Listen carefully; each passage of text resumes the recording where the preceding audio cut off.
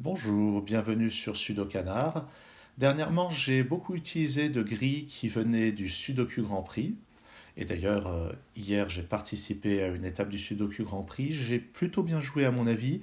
Par rapport à d'habitude, j'ai plutôt fait une bonne performance. Je vous tiendrai au courant si des fois ça vous intéresse. Et je vais vous parler maintenant d'une autre compétition en ligne mensuelle, qui est le Sudoku Mahabharat sur le site Logic Masters India.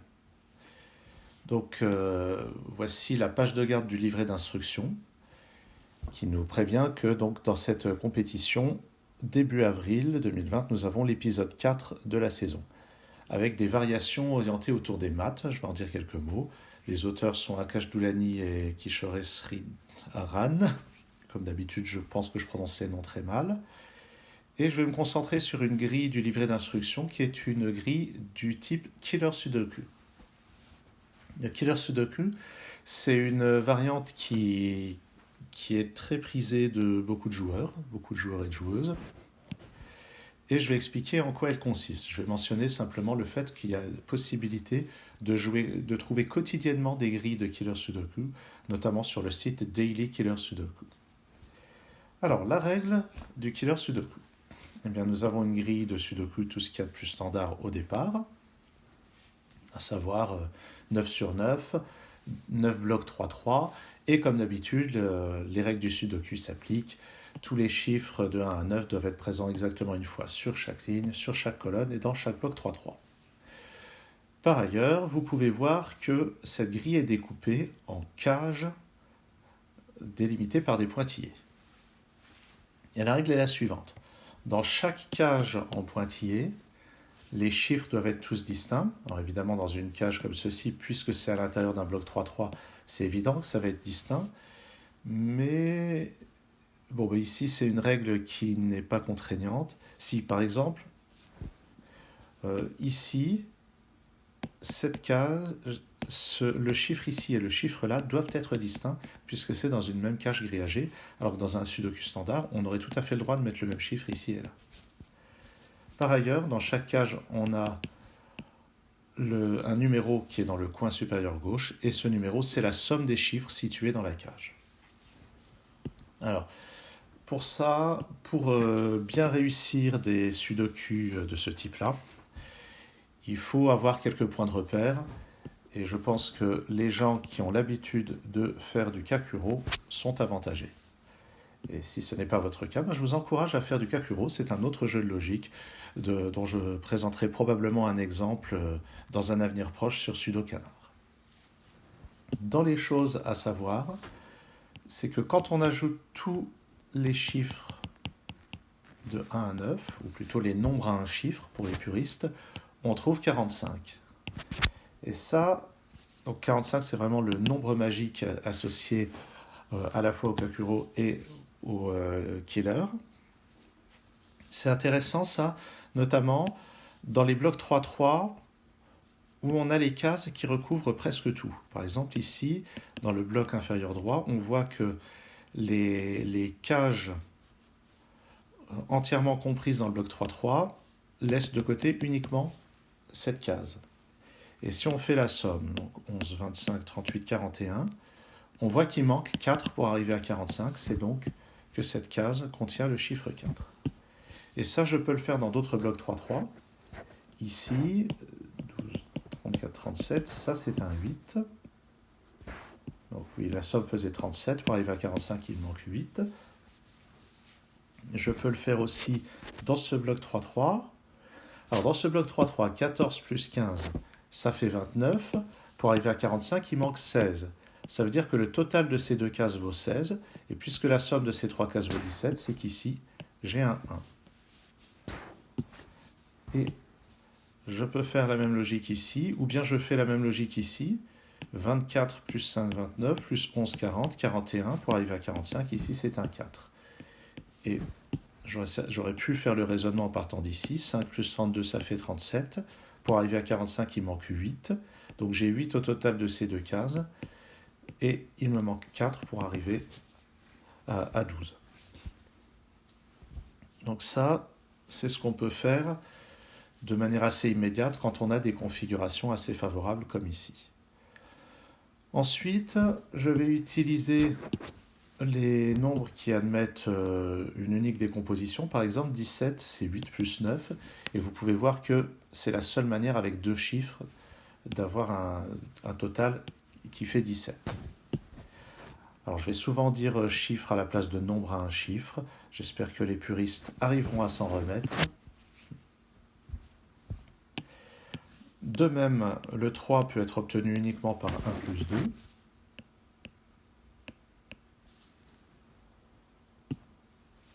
Et puis, 24, on peut voir que c'est obtenu uniquement par 9 plus 8 plus 7. C'est la seule décomposition possible. Donc évidemment, ça laisse encore beaucoup de possibilités. Mais si on regarde le 9, le 11, pardon, le 11 qui est là, réalisé en deux cases. Pour le 11, on peut voir que les décompositions sont 2 plus 9, 3 plus 8, 4 plus 7, 5 plus 6. Et puisque dans ce bloc 3-3, j'ai déjà 7, 8, 9, je peux écarter les trois premières possibilités. Et par conséquent, c'est forcément ici un 5 et un 6. Et puis les deux chiffres restants sont 2 et 3.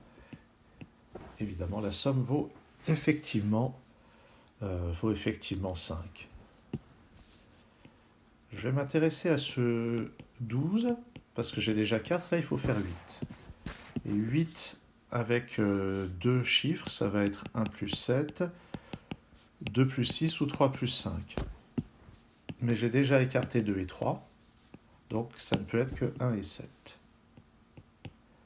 Donc dans un killer sudoku, en général, on commence vraiment par voir les endroits où il y a peu de possibilités. C'est rare qu'on puisse mettre beaucoup de chiffres tels quels, comme j'ai fait là. Maintenant, le 5 ici. Le 5, c'est ou bien 1 plus 4 ou bien 2 plus 3. Le 1 est déjà pris, donc c'est 2 et 3. Ici, pour compléter à 17, il me faut 16. 16 avec deux chiffres, la seule possibilité c'est 7 et 9.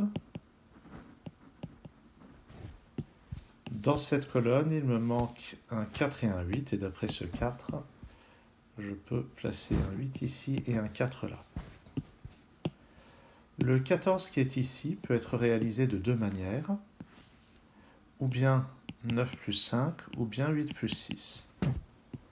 Mais là, j'ai déjà un 9 dans le bloc 3-3, donc c'est 6 et 8. Dans cette colonne, il me manque un 5 et un 9. Le 9 est déjà présent dans ce bloc 3-3, donc ici c'est un 5, ici c'est un 9. Alors ensuite, après ça, je vais m'intéresser à ce 13, parce que le 13, décomposé en deux chiffres, nous avons 9 plus 4, 8 plus 5, 7 plus 6. Mais sur cette ligne, il y a déjà un 4, donc c'est pas 9 plus 4. Il y a déjà un 8, donc c'est pas 8 plus 5. Donc c'est 7 et 6.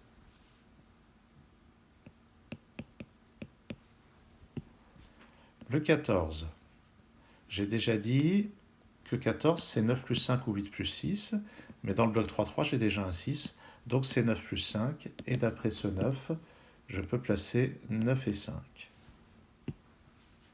Ici, c'est donc 8 et 3.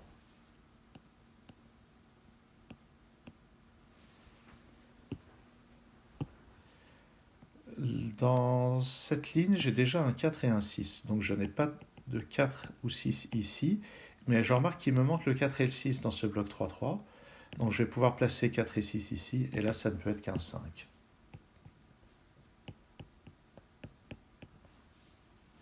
On avance. Le 6 et le 7 ici me résolvent ça. Je n'avais pas pensé à le repérer. Ce qui fait que sur cette ligne, il me manque 2, 3 et 9. Bon, je vais l'indiquer dans la marge, je n'ai pas envie d'encombrer les cases. Le 15. 15, c'est 9 plus 6 ou bien 7 plus 8. Mais j'ai déjà des 9, donc c'est 7 plus 8. Et d'après ce 7, c'est 8 et 7. Et ça doit permettre de résoudre des choses. Oui, ah oui, il y a toute une cascade ici. Ce 8 me résout ceci, et tout ça, ça va tomber. Donc 8 et 3, 3 et 2, 2. Ah. Et donc, ici c'est un 1, et ici c'est un 2. Donc on a presque fini ces deux lignes. Simplement, pour le 5 c'est ou bien 2 plus 3, mais c'est pas possible, puisqu'on a déjà les 2 et les 3, ou bien 4 plus 1, et d'après ce 1, ça va faire 4 et 1, ça permet de résoudre le 4 et le 6, et je vais pouvoir compléter les deux lignes. Celle du bas, il me manque... Qu'est-ce que j'ai fait? Ah oui, j'ai effacé le mauvais chiffre. Ici, c'était un 4. Donc sur la ligne du bas, il me manque un 6. L'avant-dernière ligne, un 5. Ça fait bien 11. Donc j'ai terminé les deux dernières lignes. Et je vais me pencher sur le reste de la grille. Dans cette colonne, il me manque 1, 2 et 3. Je vais les noter juste au-dessus, comme ceci. Ce 3 ici, c'est forcément 1 et 2. Je vais regarder si je peux faire quelque chose. Ah, tout ça, c'est 11, 11, 12. C'est très proche. Ça va être certainement difficile de se faire une idée de ce qu'on peut avoir. Cela dit, regardons les décompositions de 11. Eh bien, elles sont encore là. Donc, pour ce 11 ici, je sais que je n'aurai pas de 5 dedans. Donc, ça n'est pas 5 plus 6. Le 8, ça n'est pas 3 plus 8. Le 2 qui est là me dit que ça n'est pas 2 plus 9. Donc, c'est 4 plus 7. Et d'après le 7 qui est là, ça fait 4 et 7. Par ailleurs, ici, j'ai l'indication que le 5 et le 6 ne sont pas là-dedans. Ils sont donc là. Et ça fait bien 11. 5 plus 6. Il me reste donc 3 et 9 pour faire 12. Et ça tombe juste. Sur la première colonne, je vais de nouveau pouvoir appliquer la règle du 45. La somme de tout ceci doit faire 45. Donc, ici, j'ai 12 plus 7, 19, plus 13, 32, plus 11, 43. Donc ici, c'est un 2. Il me reste 3 et 9 dans les deux autres cases. Par ailleurs, les trois cases qui sont là, c'est 1, 4 et 8. Je vais noter ici 4 ou 8, ici 1 ou 8, et là 1, 4, 8. Ah, j'ai réussi à faire tenir. J'ai l'impression que je vais pouvoir résoudre ce 9, sauf que non. Si, je vais pouvoir résoudre ce 9. Alors, je vais expliquer. Le 9 a comme décomposition en deux chiffres 1 plus 8, 2 plus 7, 3 plus 6, 4 plus 5. Déjà, je peux écarter 1 et 8. Je peux aussi écarter 4 et 5, puisque dans le bloc 3-3, j'ai déjà un 1 et un 4. Donc il me reste a priori 2 plus 7 et 3 plus 6. Mais si je regarde, dans la deuxième colonne, j'ai déjà un 7 et un 2. Donc là, je ne peux avoir ni un 2 ni un 7. Donc la seule possibilité, c'est 3 et 6. Et ça, c'est résolu par le 6 qui est dans cette colonne.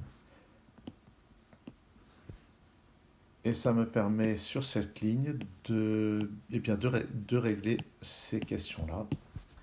Là, ça n'est pas un 3, là, ça n'est pas un 2. Ici, ça n'est pas un 6, donc là, c'est un 6.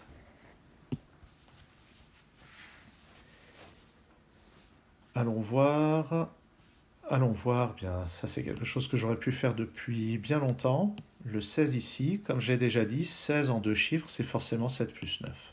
Et grâce à ce 9, je peux placer un 7, ça va résoudre ceci, et ça va me permettre de placer un 8 ici. Donc chaque chose en son temps. Ici, c'est 7 et 9. Donc, dans la cage en bas, dans le bloc en bas à droite, ça me résout le 6 et le 7. Et par ailleurs, dans la case centrale, ça n'est ni un 7 ni un 9. Et je peux remettre donc... Ah, ça n'est pas un 8 non plus tout à gauche.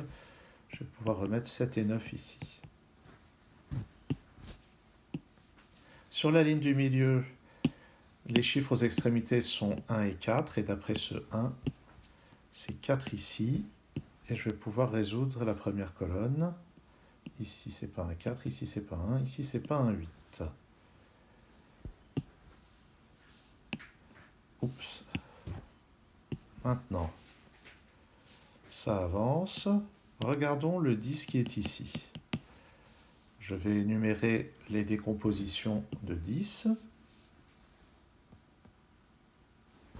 Simplement, je sais que ça n'est pas 1 plus 9 à cause de ce 1. Est-ce que ça peut être 2 plus 8? Pour le moment, il n'y a pas d'empêchement. Est-ce que ça peut être 3 plus 7? Non. 4 plus 6? Non. Donc, il ne reste que 2 plus 8. Et avec ce 8 qui est là, ça se répartit comme ceci. Pour compléter cette cage de somme 8, j'ai déjà un 4, donc il faut faire 4. 4, ça sera fait uniquement avec 1 plus 3. Et grâce à ce chiffre 3, c'est comme ceci. Il me manque donc 5 et 6 pour compléter. Et avec ce 6, ça se résout directement. Dans la dernière colonne, il me manque un 3 que je vais mettre ici. Une chose que j'aurais pu faire il y a assez longtemps, c'est utiliser ce 7 pour éliminer le 7 qui est là. Et le 9 ici. Bon, par ailleurs, j'aurais pu éliminer ce 9 par un autre argument, qui est que d'après cette case et cette case, on est sûr d'avoir un 9 parmi ces deux-là, un 9 parmi ces deux-là, donc on est sûr d'avoir un 9 sur chacune des deux lignes dans cette case. C'est en fait un X-Wing dans les techniques de Sudoku classique. Regardons la troisième ligne. Dans cette troisième ligne, il manque 1, 2 et 6. Eh bien, je sais, d'après le 1 et le 2, ici c'est un 6. Et pour compléter à 11, c'est un 2, et ici c'est un 1.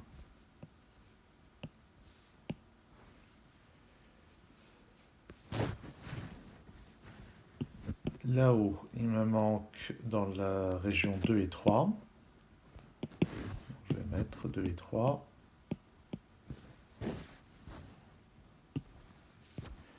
Pour faire ce 5, la seule possibilité, sachant qu'on a 2 et 3 ici, c'est 1 et 4. Et d'après ce 4, c'est comme ceci. Et ça va débloquer quasiment tout. Le 1 et le 2, le 2 et le 3 et le 9 et le 8, le 8 et le 6 et le 5, donc ici c'est un 6, et pour compléter les lignes, 7 sur la première, 5 sur la deuxième.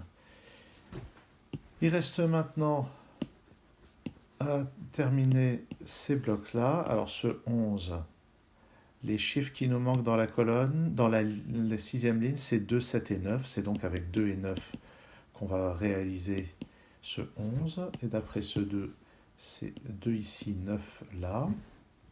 Le 9 que je viens de poser résout le bloc du bas.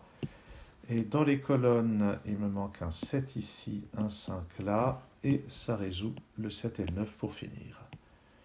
Voici donc une résolution de ce Killer Sudoku, extrait du livret d'instruction je ne sais plus comment ça se lit, du Mahabharat,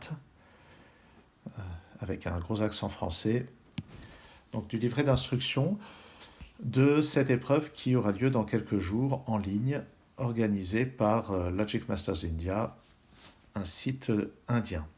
Et je mettrai un lien vers ce site. Il y a d'immenses archives de Sudoku et d'autres jeux de logique sur ce site. De quoi passer du temps si on n'a pas la possibilité de sortir de chez soi. Je vous remercie d'avoir suivi cette vidéo et je vous donne rendez-vous à très bientôt sur Sudokanar.